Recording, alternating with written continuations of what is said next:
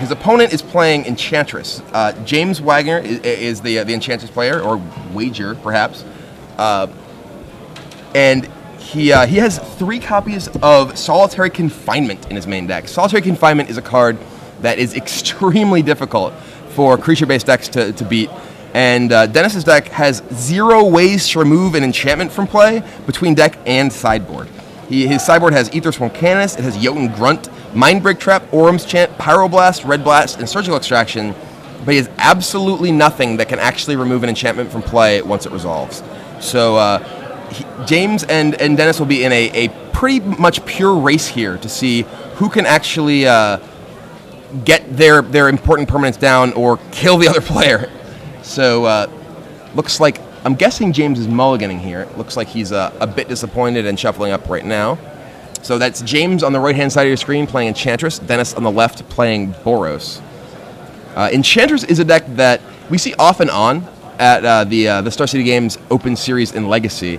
It's a very, very powerful deck when it gets going, though it's a deck that can be pretty fragile if it doesn't draw its important combo pieces, those being the Enchantresses, or they manage to get killed. So there's a lot of powerful cards in James' deck here for this matchup. Elephant Grass is a cheap enchantment that can keep Dennis's creatures from attacking. The previously mentioned Solitary Confinement makes it very, very difficult for Dennis, even impossible for Dennis to win. And then James also has Leyline of Sanctity in his sideboard, which can make the burn plan be pretty much impossible to ever get down. So, one thing that's curious about James' deck, he only has 1 copy of Enlightened Tutor. So, he does have 4 copies of Sterling Grove, which is a similar sort of effect, but a bit more expensive. And he can go and search for those surgical extraction, or rather those solitary confinements to protect himself, but he can't do it quite as quickly as if he had the full tutor package. So James, looking at his 6-card hand with a pretty distraught look in his face, Dennis gives him the thumbs up, and James starts it off. So we have a Plains in play for James, and Plains is the worst land in his deck. Can't cast his Wild Growths, can't cast his Utopia Sprawls. Looks like he has both of his Plains in his hand. I'm not sure I agree with this keep. He really needs a green source to do anything with his deck. So Flagstones and Steplinks for Dennis starts off his beatdown, and James with another Plane. Oh no, that's a Caracas. He cannot cast anything. I certainly would have mulliganed to 5 this game. James is really not in a position to actually do anything with just white mana. So Dennis with his Steplinks, and we'll see how much damage the Steplinks does. There's a Flagstones already. Such a scary moment with the Steplinks against you. Steplinks is a scary, scary creature. I mean, it's like an Urnum Djinn for 1 sometimes. Yeah, I remember when that guy cost green and 3. Now he costs white mana. I mean, obviously you can't count on him. But I mean, could you ever really count on Urnum? He always would make something go wrong. Yeah, he would always betray you. Unless, of course, your deck just didn't have forests. Only 2 damage from the Steplinks. One mountain. That's a disappointing Steplink. Making himself much, much weaker. Here we have, oh boy. And Zekdar Shrine comes down. James, I think, still with... what James does that do? Reading the Zekdar Shrine, okay. You know, there's no shame in reading cards in Legacy. And I actually think it's very important to make sure you understand how your opponent's cards work entirely. A lot of players, for fear of looking foolish, don't want to pick up their opponent's cards and read them. That's a mistake. I think that fear of looking bad is one of the biggest things that will hold you back as a Magic player. Absolutely. So James manages to find his green source here. He has a Windswept Heath. I'm going to guess he's getting Basic Forest. His opponent's deck looks like one that might be able to punish non-basics. So gets a Sweet Beta Forest.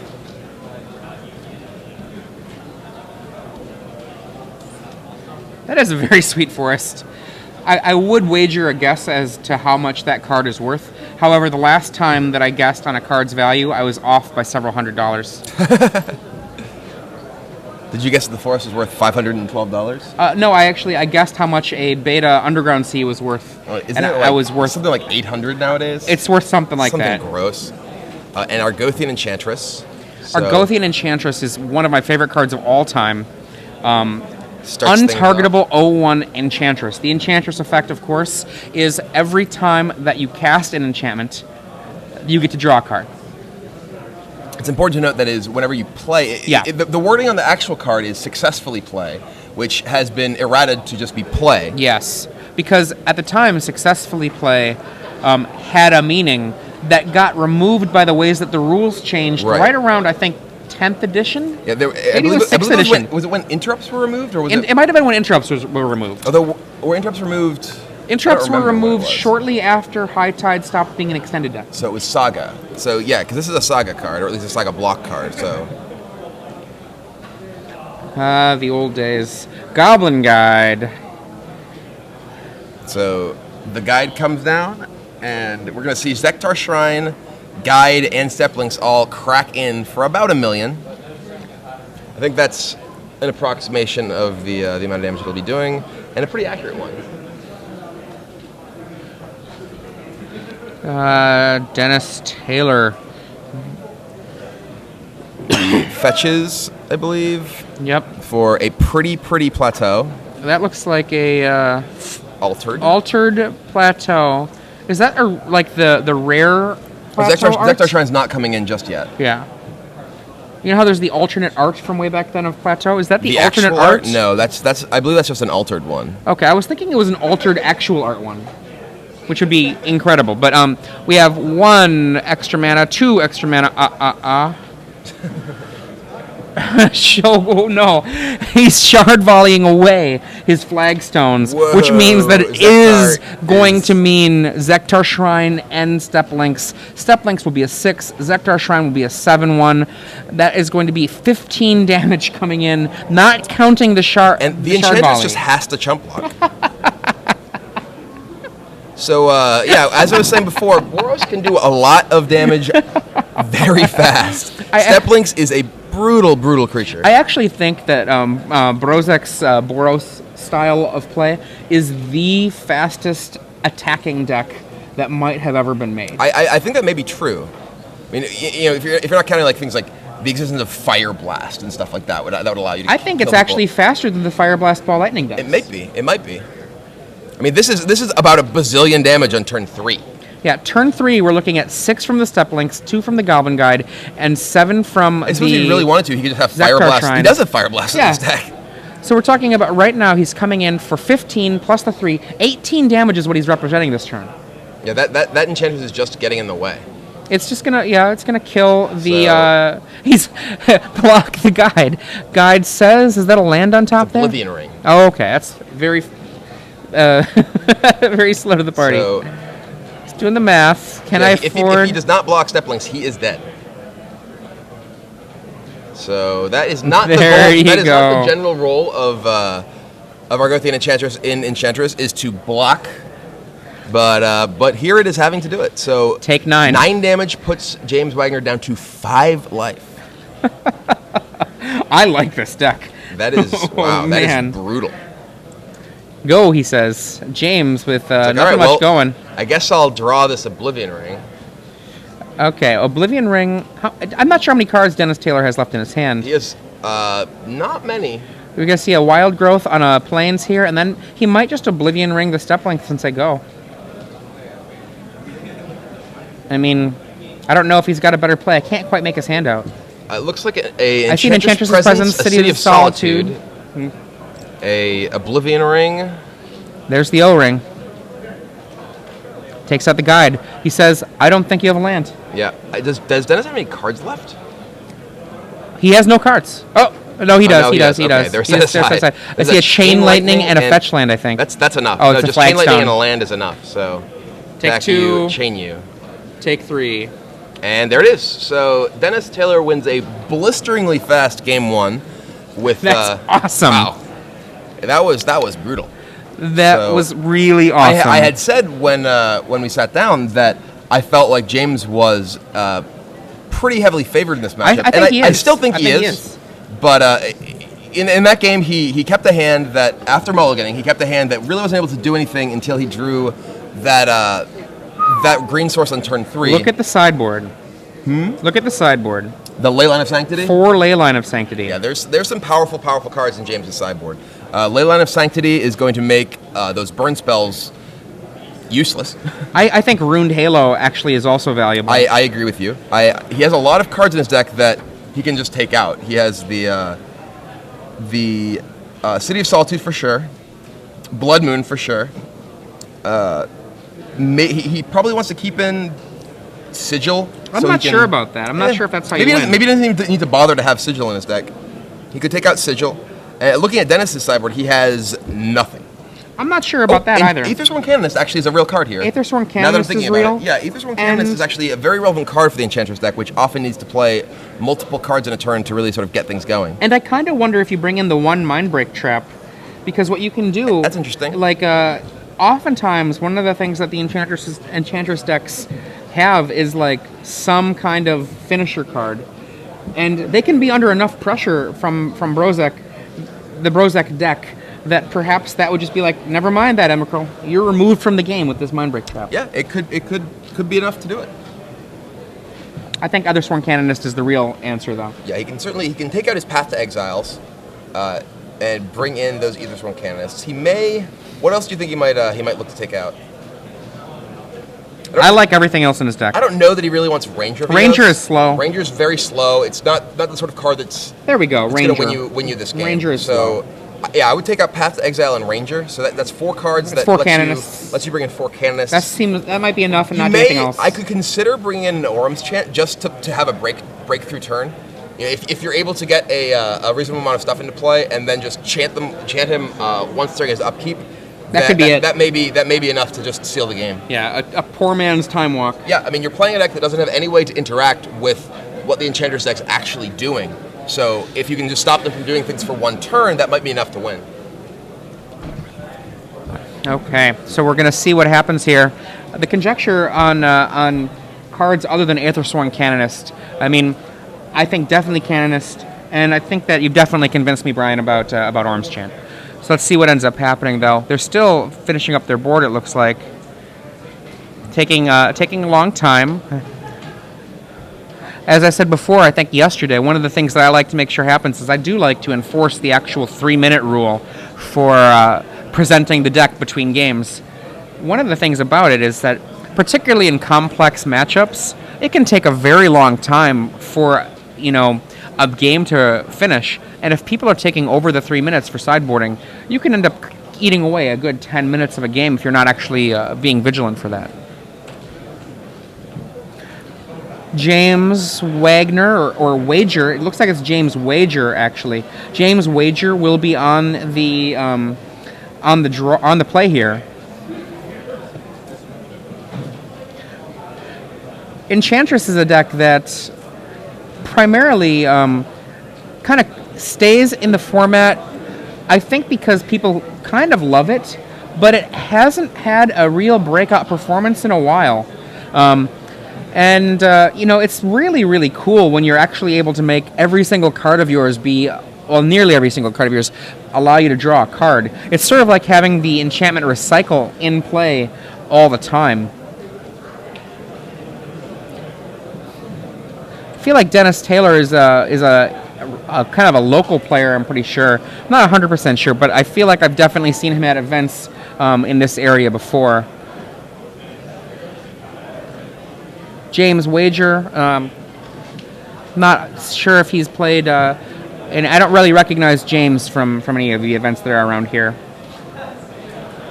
Emrakul the Aeon's Torn is definitely a really interesting choice for Enchantress, because a lot of times what can happen is you can get into a position where you'll end up decking yourself, and you'll have out so much stuff going on, but not enough time to actually end up doing what you need to finish a game out. And Emrakul can be discarded to Solitary Confinement. Then you can continue to rebuild up all kinds of spells with your Enchantresses, and Emrakul means that you'll never have to worry about that going wrong, as well as just casting the Emrakul at some point and taking a game over. Still waiting to actually start this game, too. 61 cards for James Wager. I'm not necessarily a huge enemy of 61 cards. I think you should try to be 60 cards almost all the time, but there are rational reasons to be 61. One of them is if you simply do not have enough time to figure out what the right card is to take out. Given time, you might figure out what that card is, but I do think it's better to be 61 than take out a card that's wrong. There are types of decks that you really want the additional sort of tutor target or whatever that you don't want to cut, and Enchantress is one of those. Yeah, but at the same time, Enchantress also fits the mold of cards decks that want to be 60 because Right. of the heavy reliance on Particular Enchantress. sort of cards. Yeah. So James Figure. actually has a pre-game effect with Leyline of Sanctity and a turn 1 Wild Growth on his Savannah. And there's the turn Enchantress, Argothian Enchantress, Enchantress. and says go. Figure of Destiny from Dennis. And James has Moat in hand. Yikes. Moat and Leyline is actually just a game. The game is over if Moat and Leyline are in play. That is 100% true. So this could be a turn 2 kill, or turn 3 kill. You know, I have played, not Enchantress, but I've played enchantment-based decks in Legacy before, and you can get the turn 2 kill even if the game is still being played. Yep. So Dennis, Goblin Guide. And this will give James an opportunity, if he does not hit a land on top of his deck, he can actually use his fetch land to go find a land and give him another chance at it to be able to play his Moat next turn. In comes Figure So and Goblin Guide. flips Words of War. not a land. That's definitely should get fetched away. What does that do? I want to read it. What you can do is you can replace your draw and turn it into a shock Yeah, it for costs the cost of 1 1 mana. And if you would draw a card, you can instead do 2 damage to a target. It's a card that allows the Enchantress deck to just kill the opponent with triggers from Enchantresses. Do you know what card I like better than Words of War? Words of Wind. You can just lock your opponent. Yeah, you lock your opponent out. You can incidentally kill them with something else by the time they have Yeah. they have no permanence. I think Dan Bach called it Scrib Sprite Recursion. Okay. It's like, you don't really actually kill them with anything that matters. It's just they're done. Scrib Sprite got They're them. just gonna be dead. Oh, actually, Figure of Destiny, as was pointed out on Twitter, if Dennis can get to 8 mana or whatever it is, he can give Figure flying. That is absolutely fair. So That he's is not absolutely quite locked out. He's just in a world of hurt. It's not a hard lock. It's just so close to a hard lock. I don't know if you care. Yeah. So James draws That looks a like Sterling Grove. So That's an Enchantress's right here, presence. He's gonna want to test the Enchantress's presence, which Draw is gonna draw two, him a card. draw 1, and then future enchantments will be draw 2. And once again, taking a look at that card, and his draw was. I see an Enchantress's presence, a Moat, a Sterling Grove, and I can't make out the other 3 cards. So while James may Or 2 have that cards. Moat in his hand, he is lacking the land to play it. So if Dennis can get in 16 more damage before he finds a land, which is not inconceivable with the pace that we've seen Dennis's deck so far. absolutely. Oh, not conceivable with with that play though. Just I mean, 4 and then there's that pesky Words of War once again. sitting on top of the deck. Take 4. James is now down to 12. Actually, down to 11, I believe. So- Maybe 12. Maybe 12. So for those of you who are not familiar with how the Enchantress deck works, the idea behind Enchantress is that you play these cards, Argothian Enchantress and Enchantress. Ooh, wow! Interrupting my explanation for a moment. Ghost Quarter takes out the Wild Growth Wow. land, putting James back down. Wow! If I were Dennis, I would have waited until James's upkeep to play that. Force him to after his draw step to force him to draw the Words of War. Yeah. But so he has no chance to draw a land this turn. But regardless, this is a major play. This keeps James off of the mana to play any of his expensive enchantments in his hand. Now, amusingly, if you care about card advantage rather than just mana in play, that Ooh, and there's the Aethersworn Cannon. oh, Aethersworn Canis, keeping the deck from just going off. So James draws and does not appear to be a land just yet. He's going to draw 2 cards So though. he's going to play Sterling Grove. There it is. Draw, draw. Oh, that's Rune Halo. Okay. Ooh, wow, that's actually very good. Yep. So I'm curious what he's going to name. Something that deals damage. Figure of Destiny seems like the most rational one to name. Figure not only locks out his opponent from being able to get. Is that an elephant grass in his hand? It is an elephant grass in his hand. Ooh. Elephant grass, green for an enchant world, I believe. That cumulative upkeep 1, black creatures cannot attack, and otherwise all creatures require 2 mana to be able to attack. It's the original propaganda. That card is awesome. I definitely It's played very, that at very Grand Prix powerful. Columbus in the main deck. So About 2 Grand Prix Columbuses ago. So it looks like James did draw another land off of that Enchantress trigger. So if he is able to get to his next turn, Yep. which it looks like he will, he'll be able to play Moat. And the combination of Moat, Leyline of Sanctity, and Rune Halo should be enough to actually just lock the game. That is it. We said it before, but this time it's true. Yeah. This time, I believe Dennis is left with no way to win once that Moat hits play. And this game, we've actually seen pretty much just how much more powerful the draws that the Boros deck gets that include Step Links are than the ones that don't. Step Links dealt so much damage last game. And this game, if Dennis had played a turn 1 Step Links, I believe James would be dead. We see a second Leyline being sacrificed or given to the Chrome Mox. Moat you. Moat.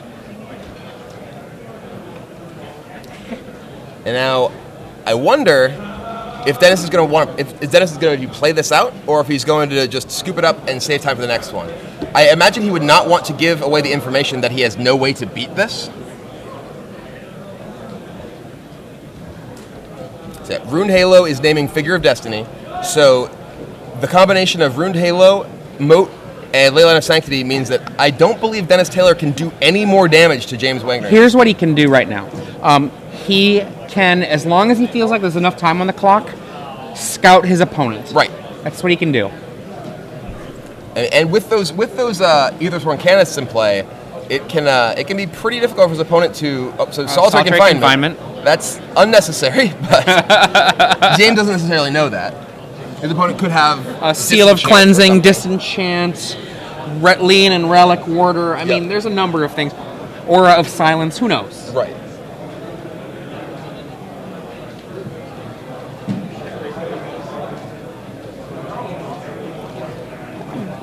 Dennis draws. If I were Dennis, I would just basically probably try to pantomime like I had something in my deck that I could do. Mm-hmm. For sure.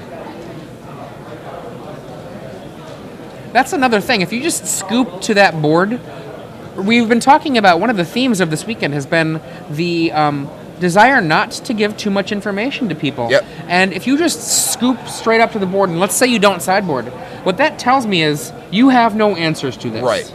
Yeah, I mean, I think that I completely agree that it's important not to give that information away. We see the Ranger of Eos come down, not really particularly relevant, just good to thin his deck and let him draw things that aren't going to do anything.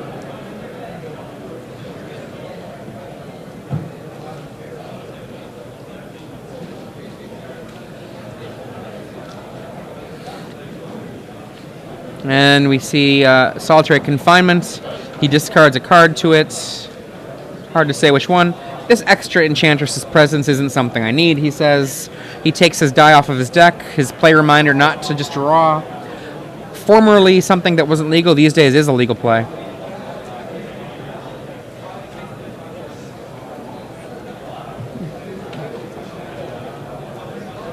Casts a Utopia Sprawl.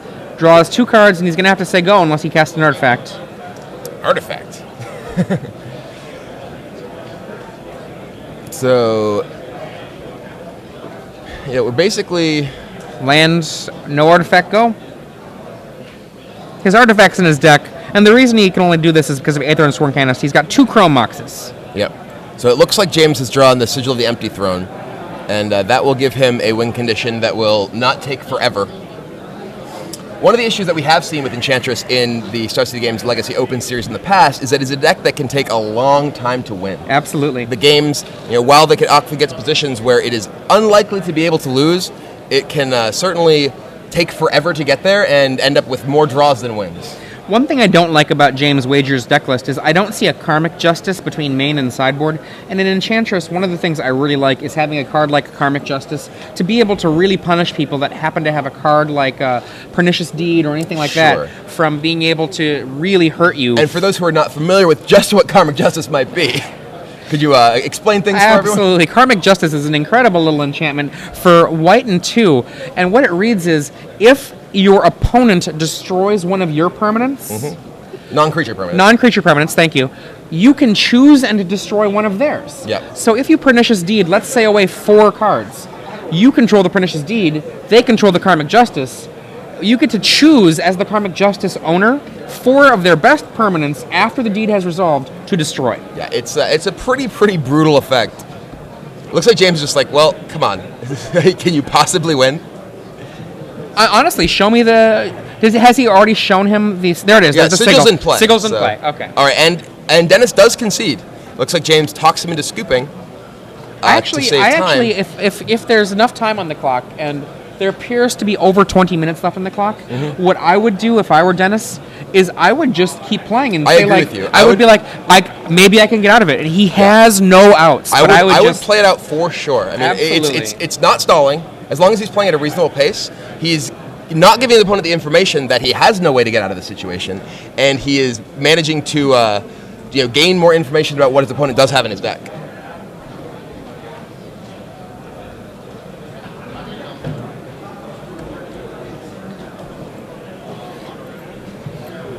We go to the sideboard again, and we didn't really see too much in that game that either player is going to change things up. Dennis still doesn't have anything. Dennis was checking the clock there. He wanted to see how much time he had left, and it looks to me he's changing 2 of his sideboard cards. Okay. Perhaps for an Orms Chant. Maybe he wants that Orms Chant. Maybe he wants Surgical Extraction. I don't know. Surgical Extraction is a card that I don't think I would bring in here, but it's a card that I think a lot of people like against any sort of combo type deck. Even though I can't imagine a way of a card actually getting to his yard that it's not like James is relying on something like a Squee to fuel his solitary confinements. What do you think about bringing in Jotun Grunts as just a potential beater? I think that's totally reasonable. I think you need to win the early game, and otherwise you're dead. I mean, I don't actually mind if Jotun Grunts comes down, swings once, and dies. Yeah, I mean, it was a Fire Blast. Yeah. I mean, he's already running the Fire Blast anyway. Why not have a couple more? Jotun Grunts is one of my favorite cards. I haven't played it in a couple years, but I really like it. Yeah, Jotun Grunt is a particularly powerful card in a deck like Boros, in letting the deck keep up with things like Tarmogoyf and things like Knight of the Reliquary, because otherwise Tarmogoyf and Knight of the Reliquary are just going to outclass everything that you play. And Jotun Grunt, in addition to just being a 4/4 for 2, manages to keep those creatures under control. Absolutely. And there's also very good against Dredge. Yeah, random matchups. I remember having a conversation with Owen Turtenwald a long while ago where he said very derisively, how can you possibly prepare for everything? And you don't have to. Turtenwald saying something derisively? I don't believe and I don't think that you can prepare for everything directly, but you can indirectly prepare for things, Like a card like Jotun Grunts, it has multiple uses. It's a card that can actually make you say, oh, okay, you're a graveyard-based deck, I've got an answer. Or you're a deck that has other stuff going on, I have an answer. Or, you know what, you are just a very fast lockout deck. I'm going to try to speed myself up. It's versatile. Right. Versatility of an application is something you can really do in Legacy. I mean, one of the very important things in a format that's very broad is being sure that the cards that you are playing are applicable in a wide variety of situations. Cards like Spell Pierce that we saw out of Edgar Flores' sideboard, for instance. Spell Pierce is good against decks with non-creature spells that Absolutely. they want to resolve. I mean, what is a non-creature spell? Do you know of any in Legacy? I've thought of a couple, but I could probably name a few thousand spells you might see that would be hit by a Spell Pierce. All right, go. Do you want me to go all the way through it? Okay. Sylvan Library, Lightning Bolt, Fire Blast, Careful Study. All right, stop. Oh, okay. You like what I started with? It's a good choice. Okay, so I've got a question for you. All this right. is a kind of a rhetorical question. Let's pretend that you have no way to win and you're casting Demonic Consultation. What do you name? Ace of Spades. I name Blaze of Glory. Okay, good choice. So Dennis Taylor is on the play in Game 3. Leads off with Mountain. I'm guessing we're going to see a Goblin Guide. Goblin Guide would be his best opener here. And there it is. And let us see the Goblin preview Guide. he gets. I can't tell. A Leyline. non-pregame, the one down farther than it would like to be, Leyline of Sanctity. Wah, wah, wah. It will still be a valuable card to cast once he gets to 4 mana. It will, and he does have a lot of mana acceleration. Though, who knows if he'll make it. Yeah, he might not live to that long. And now, Elephant Grass or Wild Growth? Wild Growth. Elephant Grass does have cumulative upkeep. I know. So I would be. I mean, he could just play Elephant Grass to stay alive. I have done that where you go turn 1 Elephant Grass and just use it as like a little bit of life gain to get a couple of turns into the game.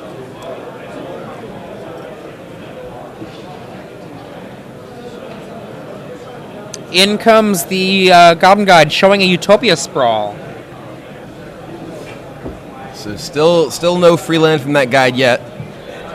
And no Ghost Quarter, but a Zektar Shrine. Is that a... that is absolutely the Flagstones of Trokire. Yes.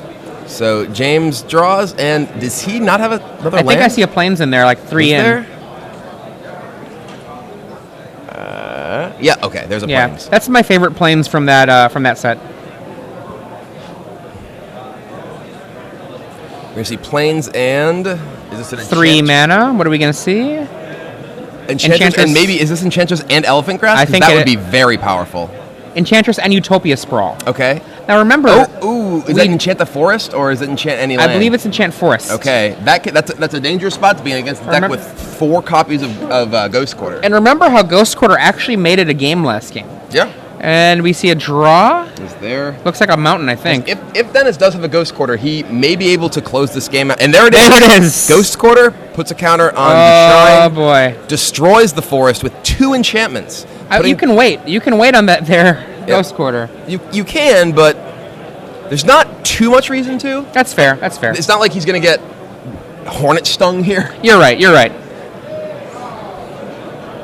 So Dennis actually still needs to do something. Yeah, he's still not putting a ton of pressure on.